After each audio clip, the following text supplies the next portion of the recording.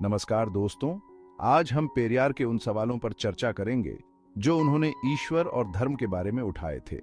ये सवाल न केवल तीखे हैं बल्कि हमें सोचने पर मजबूर भी करते हैं।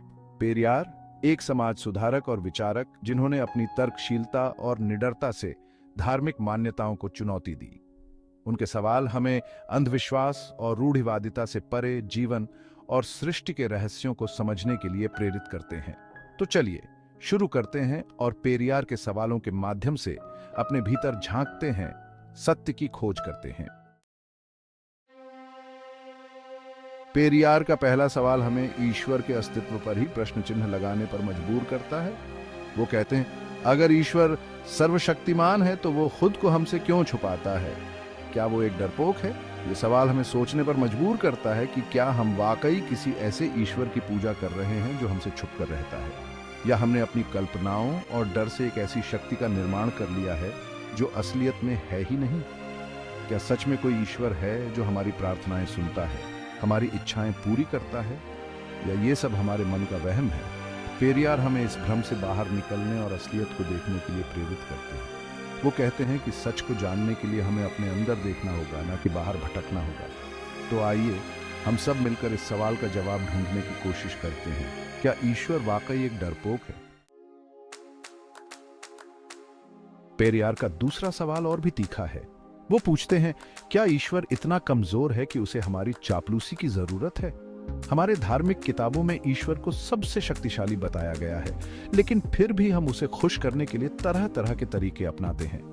हम पूजा पाठ करते हैं, व्रत रखते हैं, दान देते हैं, मंदिर जाते हैं और न जाने क्या क्या करते हैं। क्या ये सब ईश्वर को खुश करने के लिए है या फिर अपने मन को शांत करने के लिए?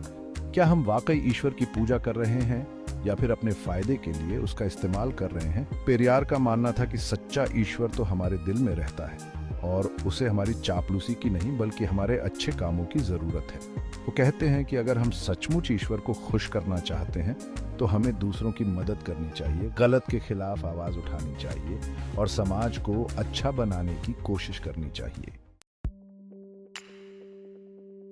चैप्टर 3, क्या ईश्वर को भूख लगती है?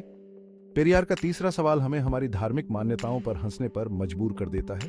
वो पूछते हैं, क्या ईश्वर भूखा रहता है जो हम उसे तरह तरह के खाने की चीजें चढ़ाते हैं? हमारे यहाँ रिवाज है कि हम ईश्वर को भोग लगाते हैं। हम तरह तरह की मिठाई, फल, दूध, दही, घी और न जाने क्या क्या चीजें ईश्वर को देते हैं। लेकिन क्या ईश्वर सच में इन चीजों को खाता है? क्या उसे हमारी तरह भूख लगती है? पेरियार का मानना था कि यह सब हमारे मन का वहम है।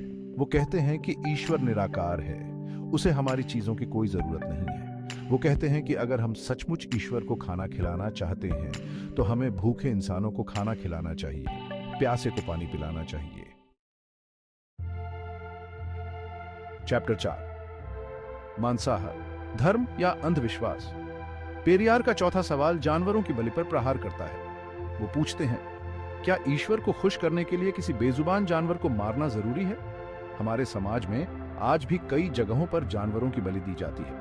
लोग मानते हैं कि ऐसा करने से ईश्वर खुश होते हैं और उनकी मनोकामनाएं पूरी करते हैं। लेकिन क्या सच में ईश्वर हिंसा से खुश होता है?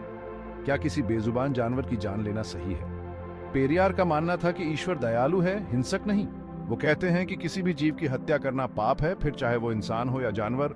वो कहते हैं कि अगर हम सचमुच ईश्वर को प्रसन्न करना चाहते हैं तो हमें सभी जीवों पर दया करनी चाहिए, उनकी रक्षा करनी चाहिए। उत्तरों, सत्य की तलाश। तो दोस्तों, ये थे पेरियार के कुछ सवाल जो उन्होंने ईश्वर और धर्म के बारे में उठाए थे। इन सवालों का मकसद हमें सोचने और खुद का विश्लेषण करने के लिए प्रेरित करना है। पेरियार चाहते थे कि हम अंधविश्वास और रूढ़िवादिता के बंधन तोड़कर तर्क और विवेक की रोशनी में जीवन जिए। अगर आपको यह वीडियो पसंद आया हो तो इसे लाइक और शेयर करें और हमारे चैनल को सब्सक्राइब करना न भूलें। धन्यवाद।